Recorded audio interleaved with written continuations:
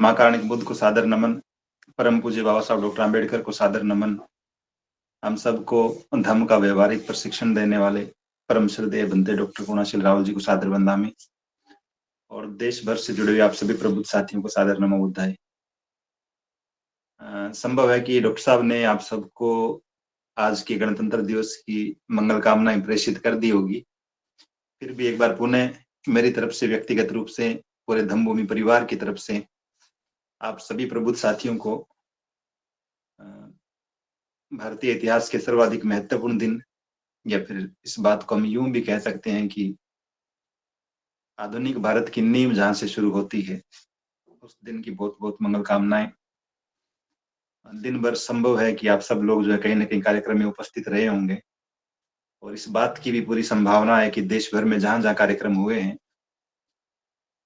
लगभग हर जगह पर संविधान के बारे में बातें हुई होगी, संविधान निर्माताओं के बारे में भी बात हुई होगी, और ये सिलसिला कई दशकों से चलता आ रहा है। 26 जनवरी का दिन तो 1930 से ही भारतीय इतिहास में, और 26 जनवरी 1950 के बाद तो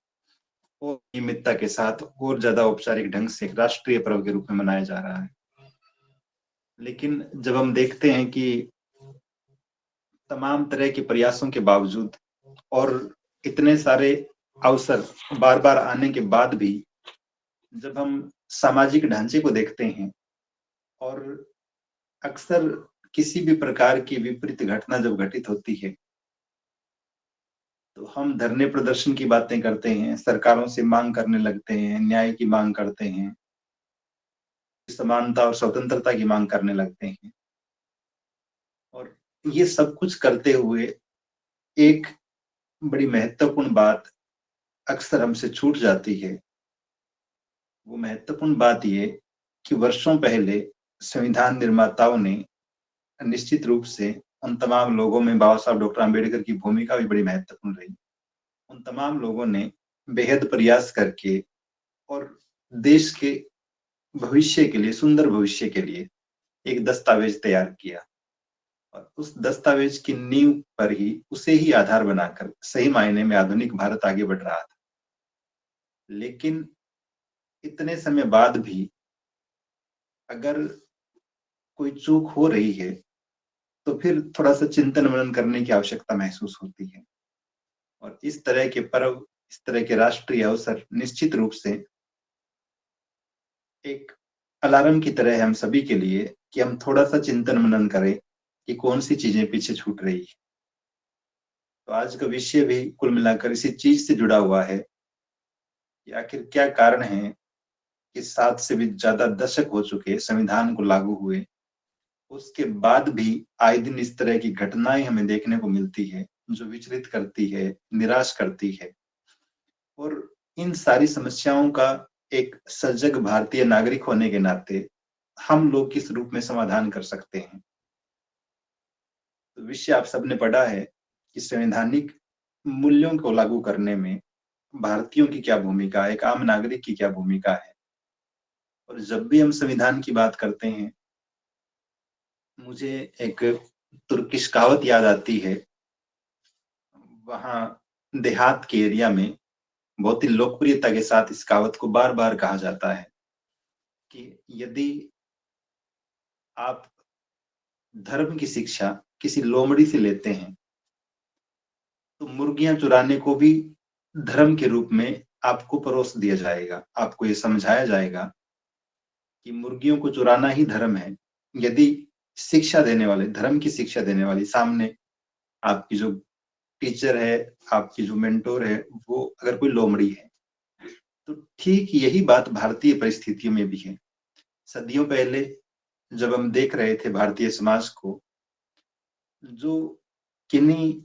पौराणिक या फिर धार्मिक धर्म ग्रंथों से संचालित हो रहा था, तो उस दौर के लोगों के जीवन मूल्य भी अलग रहे होंगे। संवैधानिक मूल्यों की जब हम बात कर रहे हैं, तो इसका सीधा सीधा सा अर्थ ये है कि संविधान ने जो आधारभूत सूत्र दिए पूरे देश के नागरिकों के कल्याण के लिए, भारतीय संविधान की प्रस्तावना में हम जिन बातों को पढ़ते हैं प्राथमिक रूप से, चाहे वो स्वतंत्रता की बात हो, समानता की बात हो, भाईचारे की बात हो, धर्मनिरपेक्षता की बात हो, ये तमाम पहलू जो बाद में बहुत सारे अनुच्छेदों में अलग-अलग तरीके से व्याख्यायित किए गए, इन तमाम संदर्भों में जो कुछ मूलभूत चीज़ें हैं, जो हर एक व्यक्ति के जीवन का अभिन्न अंग है, उन मूल्यों की बात कर रहे हैं हमें, जो संविधान ने हमें दिए। इस बात को मैं थोड़ा-सा और स्पष्ट करना चाहूँ तो यूँ कहा जा सकता है कि धम्म में जिन्हें हम शील कहते हैं और बुद्ध और उनका धम्म ग्रंथ में हम पढ़ते भी हैं, तथागत कहते हैं कि दुनिया में 2 तरह के लोग होते हैं। एक वो जिनके जीवन में कोई मापदंड होते हैं, जीवन में मूल्य होते हैं और दूसरे वो जिनके कोई मापदंड नहीं होते, कोई मूल्य नहीं होते। तो जो पहले प्रकार के लोग होते हैं, जिनके जीवन के मूल्य होते हैं, मापदंड होते हैं, वो जब-जब किसी संकट का सामना करते हैं, जब-जब अपने जीवन स्तर से, चारित्रिक रूप से, नैतिक रूप से नीचे गिरने लगते हैं, उन्हें तुरंत अपने उन जीवन मूल्यों की याद आती है और वो वापिस अपने आप को ऊँचा उठाने का प्रयास करने लग जाते हैं। लेकिन जिन लोगों के जीवन का कोई मूल्य नहीं होता, कोई शील नहीं होता, कोई आधार नहीं होता, वो निरंतर पतित होते जाते हैं और गिरते ही चले जाते हैं। तो ठीक इसी तरह से संविधान ने भी कुछ शील दिए, कुछ जीवन मूल्य दिए, जिन्हें हम संवैधानिक मूल्य कह रहे हैं। उनको लागू करने में हमारी क्या भूमिका हो सकती है? किसी दौर में ऐसा हो सकता है कि जिस तरह का धार्मिक स्ट्रक्चर पूरे देश को जकड़े हुआ था और हर एक आदमी उसकी गिरफ्त में था, तो स्वाभाविक रूप से लोग भी डर की वजह से कहें, लोक-लाज का भय कहें या फिर धर्म का भय कहें, कारण कुछ भी रहा हो, उन चीज़ों का पालन कर रहे थे। और वो दौर हमने देखा, जब जातीय भेदभाव करना, अपनी जाति की सीमा में रहना ही सबसे बड़ा मूल्य बन गया। बाल विवाह कर देना ही एक ऐसी कुपरंपरा, लेकिन उसे भी सही ठहराना, उसे जस्टिफाई करना, यही जीवन का मूल्य बन गया। कितनी ही प्रकार की घृणित और अमानवीय प्रथाएँ भारतीय समाज ने झेली है, चाहे वो सती प्रथा के रूप में हो, विधवाओं का विवाह न करने की बात हो, छोटी लड़कियों को मार देने की बात हो, तमाम तरह की चीज़ें समाज झेलता रहा है और समाज ने उसे स्वीकार भी किया सहजता से। लेकिन जब जीवन के मूल्य सार्वभौमिक नहीं होते, मानवीय नहीं होते, गरिमापूर्ण नहीं होते, तो एक निश्चित समय के बाद उन्हें चुनौती देने वाले लोग उपस्थित होते हैं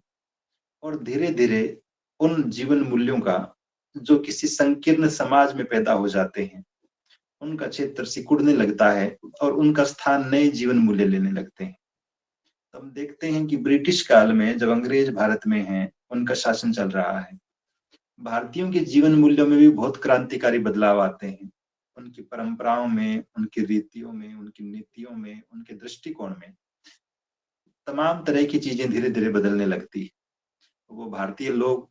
जो समुद्री यात्रा करना पाप मानते थे, अब समुद्रों से यात्राएँ करते हुए दूसरे देशों तक पहुँचने लगते हैं। वो भारतीय लोग जो ये कहते थे कि किसी लड़की की पहली बार जब पीरियड्स शुरू होते हैं, उससे पहले-पहले उसका विवाह कर दिया जाना चाहिए, अन्यथा माता-पिता पाप के भागीदार बनते हैं।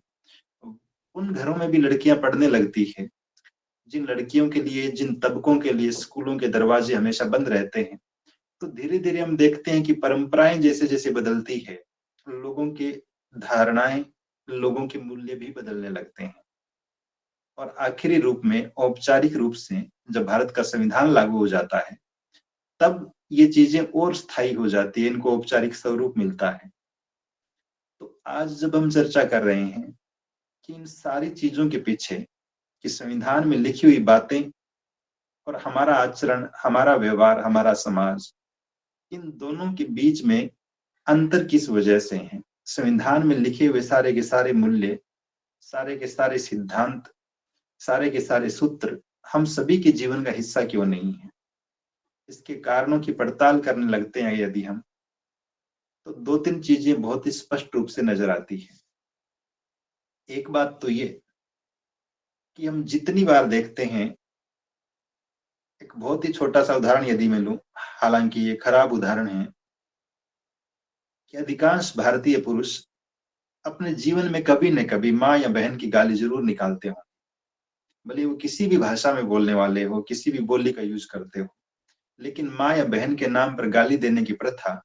पुरुष जुबान पर सामान्यतः पाई जाती है। हो सकता है कुछ लोग अपवाद हो, लेकिन चाहते न चाहते हुए भी ये पुरुषों की जुबान का हिस्सा बन जाती है, उनकी वाणी का हिस्सा बन जाती है। लेकिन ये बात भी सच है कि स्कूल या कॉलेज की किसी किताब में, किसी भी ऑनलाइन या ऑफलाइन कोर्स में इस तरह की गाली बोलने का प्रशिक्षण हमें नहीं दिया गया। उसके बावजूद भी यदि ये चीज हमारे व्यवहार में है, हमारे आचरण में है, हमारी वाणी में है, तो इसका सीधा सीधा मतलब ये है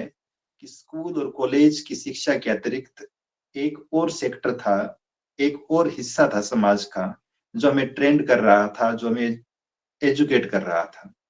और उस पार्ट को हम अनौपचारिक शिक्षा कहते हैं, सामाजिक शिक्षा कहते हैं, पारिवारिक शिक्षा कहते हैं। तो परिवार, घर और समाज ने जो शिक्षा हमें दी, हम बच्चों को पढ़ाते रहे, हम खुद पढ़ते रहे, सामाजिक की किताब में, राजनीति विज्ञान की किताब में, भारतीय संविधान के बारे में, अस्पृश्यता के अंत के बारे में, जाति, धर्म, लिंग, वंश या जन्म स्थान के आधार पर किसी भी प्रकार का भेदभाव न करने के बारे में। लेकिन उसके बाद हम जब खुद घर लौटे, तो हम ही अपने बच्चों को अपनी जाति बता रहे हैं, हम ही अपने बच्चों को ये बता रहे हैं कि फला लड़का या लड़की जो है वो हमारी जाति का नहीं है, फला आंटी या अंकल जो है वो हमसे नीचे हैं, हम उनसे ऊंचे हैं। तो जो चीजें संविधान में लिखी गई थी, जिस समानता की बात संविधान निरंतर कर रहा था, इसके विपरीत हम खुद ही असमानता के बीच हमारे आने वाली पीढ़ी में बो रहे थे। न केवल आने वाली पीढ़ी में बो रहे थे, बल्कि हम खुद इसकी प्रैक्टिस भी कर रहे हैं। हजारों साल पुराना ये मूल्य कि अपनी ही जाति में शादी करनी है, आज भी ज्यों का त्यों खड़ा दिखाई देता है। तो जाति का जो बंधन संविधान ने सिरे से खारिज किया, हमने उसको और स्थायी कर लिया है। तो ये जो अनौपचारिक शिक्षा है हमारी, ये जो सामाजिक शिक्षा है, ये उस औपचारिक शिक्षा पर भारी पड़ रही है, स्कूल और कॉलेज की शिक्षा पर भारी पड़ रही है। घर में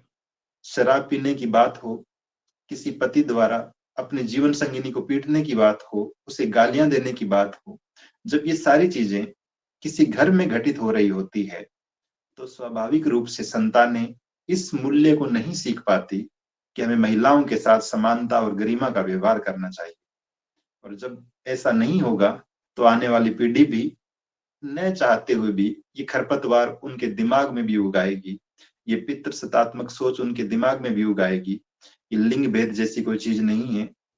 महिलाओं के खिलाफ अत्याचार, महिलाओं पर अपनी धौंस जमाना, महिलाएं ही घर के काम करेगी, ये तमाम चीजें प्राकृतिक है और पुरुषों का अधिकार है ये सब करना। तो ये भाव जब हम ट्रांसफर करते रहते हैं पीढ़ी दर पीढ़ी, तो कहीं ना कहीं चूक हो रही होती है। कितने ही उदाहरण दिए जा सकते हैं दिन प्रतिदिन की। जैसे हम समानता की ही बात करें, हम स्वतंत्रता की बात करें, आप बैंक में गए थे किसी ट्रांजैक्शन के लिए, पैसे निकालने के लिए, जमा करवाने के लिए, आप बैंक की लाइन में खड़े हैं 2 घंटे से, 1 घंटे से, आपका नंबर नहीं आ रहा है और आपके आगे बहुत सारे लोग खड़े हुए हैं। तभी अचानक से एक अनजान आदमी आता है जो कैशियर को जानता है व्यक्तिगत रूप से। वो उसे अपनी जो जमा पर्ची है और कुछ नोट पकड़ाता है, और वो कैशियर सारी की सारी लाइन को बाईपास करते हुए तुरंत उसके पैसे जमा कर लेता है। पीछे पीछे लाइन में खड़े हुए आप खींचते हैं, मन ही मन गुस्सा होते हैं कि अगर इसी तरह से चलता रहा तो मेरा तो नंबर ही नहीं आएगा। तो हम कितने व्यथित होते हैं, कितने दुखी होते हैं, कितने आक्रोशित तक हो जाते हैं, कई बार झगड़ा तक हो जाता है। लेकिन यदि दूसरे लोग लाइन में खड़े हो और कैशियर हमारा जानकार हो और हमें पैसे जमा करवाने हो, तो क्या हम लाइन में लगना पसंद करते हैं? या फिर तब हम सीधे उसके पास पहुंच जाते हैं, उसके केबिन में पहुंच जाते हैं और कहते हैं कि ये धनराशि जो है जमा करनी है तुरंत, मुझे कहीं निकलना है या मुझे अभी ज्यादा समय नहीं है। तो भाव बिल्कुल स्पष्ट है कि जब एक भारतीय नागरिक के रूप में, एक जिम्मेदार नागरिक के रूप में जो चीजें हमें खुद को पसंद नहीं है, लेकिन हम दूसरों के साथ वही चीजें कर रहे होते हैं, तो कहीं ना कहीं संवैधानिक मूल्यों से दूर कर रहे होते हैं अपने आप को। तो पहला और प्राथमिक सूत्र ये है इन संवैधानिक मूल्यों को लागू करने का कि देश का हर एक नागरिक कम से कम पहले अपने आचरण में उतारे इन चीजों को, कि समानता, न्याय की बात, स्वतंत्रता की बात मेरे व्यवहार का अभिन्न अंग होना चाहिए। वो अपने परिचितों के साथ नहीं, अपने परिवार वालों के साथ नहीं, बल्कि अनजान लोगों के साथ भी उसी स्तर पर जाकर व्यवहार करे हर एक आदमी। आप कहीं ट्रैफिक में हैं, आपके पीछे 5-7 गाड़ियां खड़ी है जो हॉर्न बजा रही है, और आपके आगे एक ट्रक खड़ा हुआ है जो बहुत धीरे धीरे चल रहा है, तो स्वाभाविक रूप से पीछे वाली गाड़ियों के जो हॉर्न बज रहे हैं वो कान में बहुत जोर से गूंजते हैं। हम खुद इरिटेट होते हैं और मन ही मन संभव है ये भी सोचते हो कि यार सामने ट्रक खड़ा है, इसके ऊपर से कुदा दूं क्या गाड़ी को। लेकिन जब हम पीछे होते हैं और ठीक इसी स्लो रफ्तार से कोई हमारे सामने चल रहा होता है, तब हमारा हाथ न चाहते हुए हॉर्न पे चला जाता है और फिर वो टी टी हम कर रहे होते हैं। तो सिचुएशंस जब बदलती है, परिस्थितियां जब बदलती है और हम खुद जहां होते हैं और जब हम उस सिचुएशन से बाहर होते हैं, तो दिमाग दोनों ही स्तर पर अलग अलग प्रकार की प्रतिक्रियाएं करता है। अगर हम एक ही तरह की प्रतिक्रिया करने लग जाएं, एक और उदाहरण से यदि हम इसे समझना चाहें, गली में कुछ लड़के क्रिकेट खेल रहे थे, संयोग से एक लड़के के बैट से शॉट लगा और बॉल हमारे घर की खिड़की पर आकर लगी और खिड़की का कांच टूट गया। अब हम जितना गुस्सा होते हैं, उस पे चिल्लाते हैं, संभव है कोई बहुत ही टेम्परामेंटल टाइप का आदमी ये तक डिमांड कर डाले कि तेरे मम्मी या पापा को कहो कि हमारे घर की खिड़की का जो शीशा टूट गया है इसकी भरपाई करे। लेकिन जब हमारे बच्चे से ऐसा नुकसान हो जाता है, तब हम उस स्तर का रिएक्शन नहीं करते हैं। तो ठीक यही बात जब हम दो अलग अलग लोगों के साथ दो अलग अलग प्रकार का व्यवहार कर रहे होते हैं, तो संविधान ने जो मूल्य स्थापित किया समानता का, हम खुद ही उसको बाईपास कर रहे होते हैं, उसका उल्लंघन कर रहे होते हैं। तो प्राथमिक रूप से एक महत्वपूर्ण बात तो ये है, क्योंकि महाकारुणिक बुद्ध बार बार अपने भिक्षुओं को कहते थे ये बात कि भिक्षु, जो उपदेश, जो देशना, जो शिक्षा आप दूसरे लोगों को दे रहे हैं, ग्रस्त लोगों को दे रहे हैं, पहले खुद उसका आचरण करना शुरू करो, उसे अपने आचरण में उतारो, उसके बाद दूसरों को उपदेश देने का काम करो। और अनेक ऐसे प्रसंग पढ़ने को मिलते हैं जहां भिक्षुओं ने, जिनके आचरण में और जिनकी वाणी में विरोधाभास था, महाकारुणिक बुद्ध ने उन्हें डांटते हुए, उन्हें गलत बताते हुए कितनी ही बार देशनाएं दी है। तो ठीक वही बात हम लोगों के साथ भी है कि जब तक समानता की बात, हम खुद के साथ होने वाले एक छोटे से छोटे भेदभाव के खिलाफ कितने उद्वेलित हो जाते हैं, कितने व्यथित हो जाते हैं, कितने आक्रोशित हो जाते हैं, लेकिन जाने अनजाने में जब हमसे कोई भेदभाव हो रहा होता है किसी के खिलाफ, तब हम आंखें मूंद लेते हैं या फिर उस भेदभाव को जस्टिफाई करने लगते हैं, उसके कारण गिनाने लगते हैं। संभव है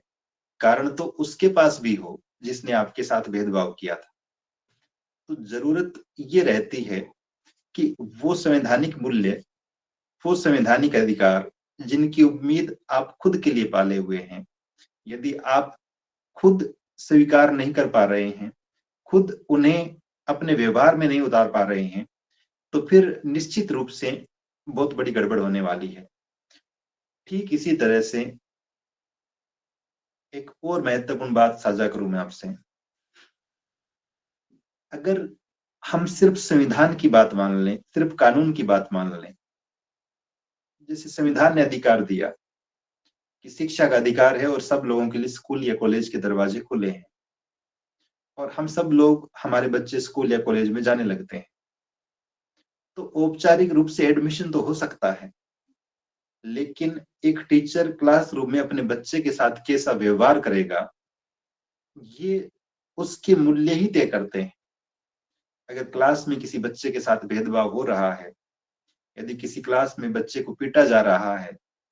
बच्चे को उसके ड्रेस की वजह से, उसके नहाने या न नहाने की वजह से, नाखून बड़े हैं कि छोटे हैं, इस वजह से किसी अनावश्यक तरीके से, अवांछित तरीके से प्रताड़ित किया जा रहा है, तो फिर वहां जो मूल्य उस चीज का विरोध कर सकते हैं, वो यदि किसी शिक्षक या शिक्षिका में नहीं है, तब भी निश्चित रूप से गड़बड़ होगी और हम संवैधानिक मूल्यों से दूर होते चले जाएंगे। मुझे याद है कि बीए फर्स्ट ईयर के दिनों में गंगानगर के गवर्नमेंट कॉलेज में पढ़ते हुए कुछ डॉक्यूमेंट्स अटेस्टेड करवाने के लिए जो प्रोफेसर्स का जो रूम था, स्टाफ रूम जिसे हम कहते हैं, हम 2-3 लड़के उस कमरे में चले गए और 3-4 प्रोफेसर्स वहां बैठे हुए थे। संयोग से जो सबसे आगे आगे बैठे हुए थे, वो हमें ज्योग्राफी पढ़ाया करते थे। तो उन्होंने लगभग डांटते हुए कहा कि बाहर निकलो यहाँ से, यहाँ कोई अटेस्टेड नहीं करेगा। हम सब लोग चुपचाप बाहर चले आए। उस कॉलेज से 1 साल बाद मेरा एक तरह से संबंध विच्छेद भी हो गया किसी कारणवश, और मैं प्राइवेट बीए करने लगा। इस घटना के लगभग 15 साल बाद, अभी पिछले वर्ष, वही प्रोफेसर साहब एक फंक्शन में मुझे दिखाई दिए और मेरा बहुत ही नजदीक का एक दोस्त मेरे पास बैठा हुआ था।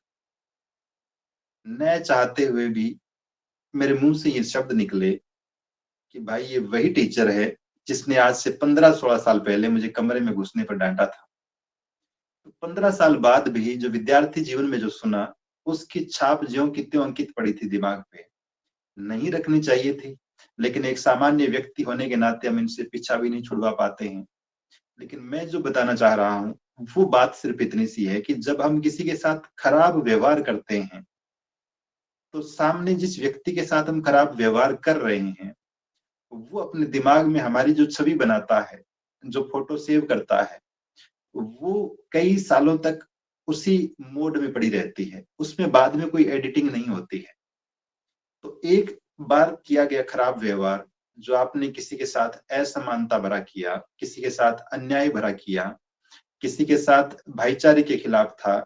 देश के जो संवैधानिक मूल्य है धर्मनिरपेक्षता के, उसके खिलाफ था, लोगों के अभिव्यक्ति को रोकने वाला था, तो ये सारे के सारे प्रयास जो संवैधानिक मूल्यों के खिलाफ थे, आपने किसी आदमी के साथ ऐसा व्यवहार किया, इस बात की पूरी संभावना है कि वो इस बात को ठीक ढंग से याद रखेगा। आप कितने विद्वान हैं, कितने ज्ञानवान हैं, इस बात को संभव है कि लोग भूल जाएं, लेकिन आपने जिस तरह का व्यवहार किया है लोगों के साथ, तो वो निश्चित रूप से याद रहता है। तो हम सब का व्यवहार, पहली बात कि हमारे खुद के व्यवहार से वो संवैधानिक मूल्य, संवैधानिक सिद्धांत झलकने चाहिए। समानता की मांग यदि हम करते हैं दूसरे लोगों से, अपने स्टेट से, तो ये भी प्राइमरी बात हो जाती है कि समानता की बात हमारे खुद के आचरण में भी आए। हम भी किसी भी व्यक्ति के साथ किसी भी प्रकार के, वो जाति के आधार पे हो, धर्म के आधार पे हो, लिंग के आधार पे हो, या फिर स्टेट के आधार पर हो, उन तमाम चीजों से अपने आप को ऊपर उठा लें। सही मायने में तभी हम संवैधानिक मूल्यों को लागू करने की दिशा में कदम बढ़ा रहे होंगे। ठीक इसी तरह से जब हम समानता की बात करते हैं, समानता के संवैधानिक मूल्य की बात करते हैं, तब भी ये जरूरी बात है कि किसी भी व्यक्ति के साथ, भले वो किसी भी जेंडर का हो, परिचित हो कि अपरिचित हो, कम से कम किसी अतार्किक या कृत्रिम आधार पर तो उसके साथ किसी प्रकार की असमानता का व्यवहार आप नहीं करेंगे। इस बात के लिए संकल्पित हमें होना चाहिए। तीसरा, हम न्याय की बात करते हैं, न्याय मिलना चाहिए, लेकिन क्या हमारा खुद का व्यवहार किसी के साथ अन्याय तो नहीं कर रहा है? जैसे मैं एजुकेशन डिपार्टमेंट से जुड़ा हूं, तो स्कूल डिपार्टमेंट को अच्छे से देखता हूँ, और स्कूल्स में एक मोटा सा झगड़ा इस बात का होता है टीचर्स के बीच में, टीचर्स और उनके प्रिंसिपल के बीच में, हेडमास्टर के बीच में, कि फला व्यक्ति जो है वो तो 2 घंटे लेट आया था, लेकिन आपने उससे साइन करवा लिए, और मैं आधा घंटा लेट हो गई, मैं आधा घंटा लेट हो गया, आपने मेरी छुट्टी लगा दी। तो इस तरह की असमानता जो कोई व्यक्ति सहन कर रहा है, इस तरह का अन्याय जो कोई व्यक्ति सहन कर रहा है या देख रहा है, तो निश्चित रूप से ऐसा करने वाला व्यक्ति यदि भविष्य में खुद ये उम्मीद करता है कि मेरे साथ न्याय होगा, तो फिर वो काल्पनिक लोक में जीवन व्यतीत कर रहा है।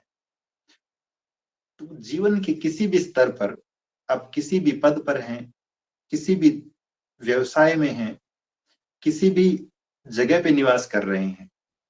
अगर न्याय का सिद्धांत, न्याय की भावना, न्याय का मूल्य आपके आचरण का हिस्सा है, आपके चरित्र का हिस्सा है,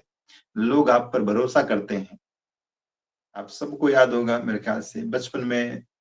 कभी चौथी पांचवी किताब में हिंदी में एक कहानी हुआ करती थी प्रेमचंद की, पंच परमेश्वर। तो वो उन दो दोस्तों के माध्यम से जो बात कहना चाहते हैं कि आपका न्यायिक चरित्र इतना उच्च होना चाहिए, इतना ऊंचा होना चाहिए कि लोग आप पर भरोसा करें, आपकी कई बात पर भरोसा करें। और तभी हम संविधान में जो न्याय का सिद्धांत है, न्याय का जो अधिकार है, उसके रक्षक बनकर खड़े होंगे, उसके लिए एक आदर्श उदाहरण बनकर खड़े होंगे। एक और आखिरी बात कहकर मैं अपनी बात खत्म करूं। अब्राहम लिंकन का नाम हम सबने सुना है। अब्राहम लिंकन ने जब अपने बेटे का एडमिशन करवाया पहली बार, जब वो स्कूल जा रहा था, 5-6 साल की उम्र रही होगी बेटे की,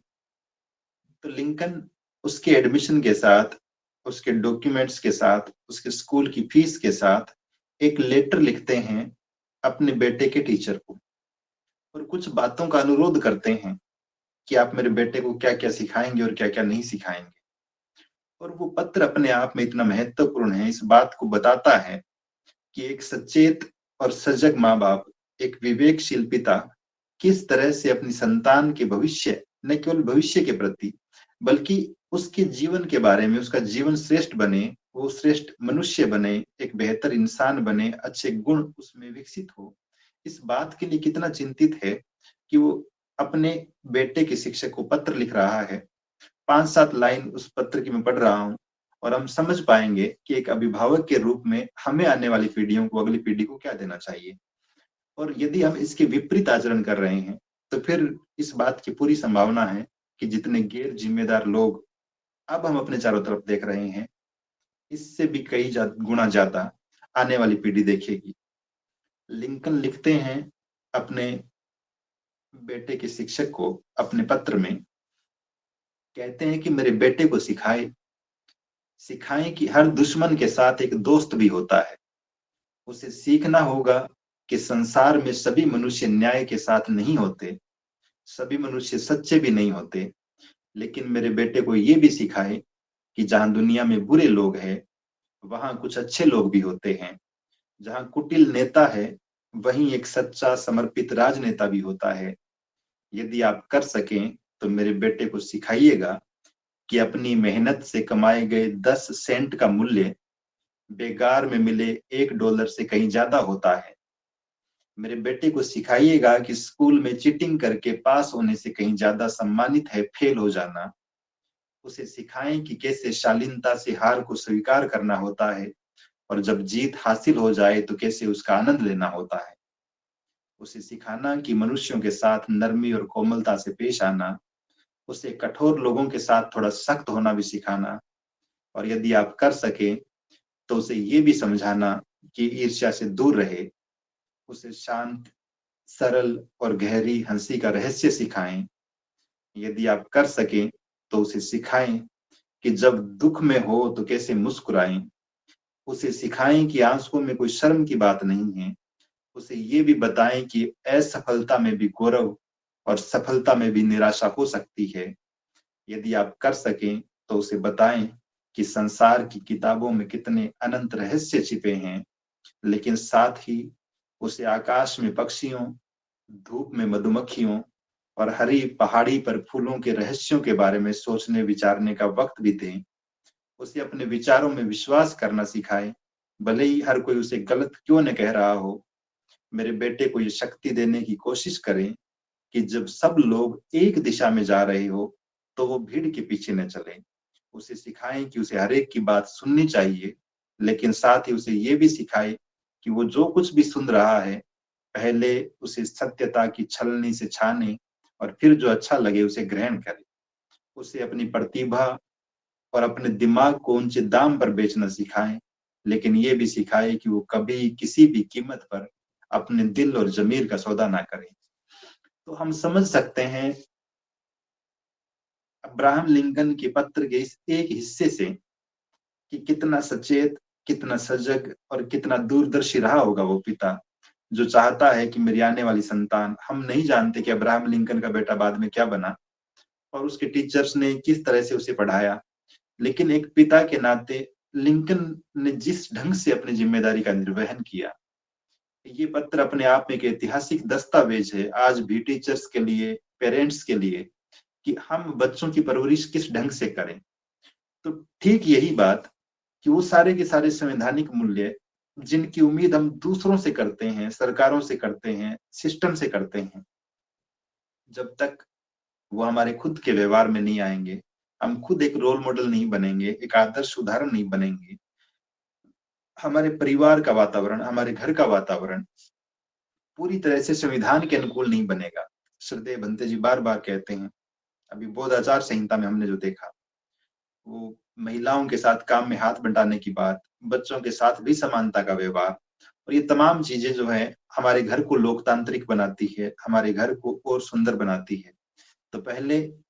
खुद में इन संवैधानिक मूल्यों की समझ विकसित हो,